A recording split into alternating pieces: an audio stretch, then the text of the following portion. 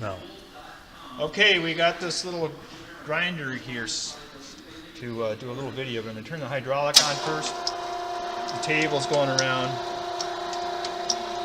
and magnets on right now.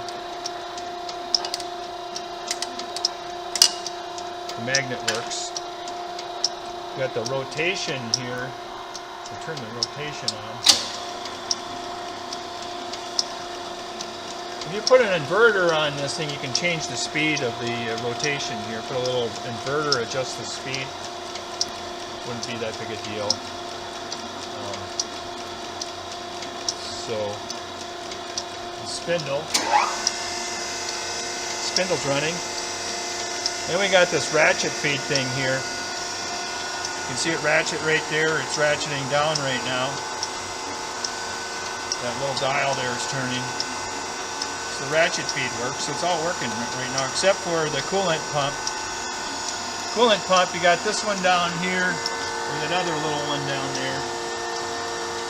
It didn't come with a coolant pump. I think they're using a shop vac on it, and they're using something that was didn't need coolant to grind on it apparently. We've got the shop vac hose here, but it's all set up for when you turn the hydraulic on, it turns the coolant pump on. So that's basically it there. This is the speed of the traverse. You can adjust this by turning this back and forth like this. And then it has a stop here. You can screw this stop and adjust the speed here.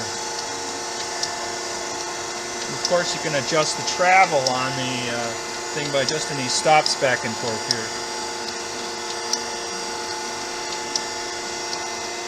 Quiet machine. Okay.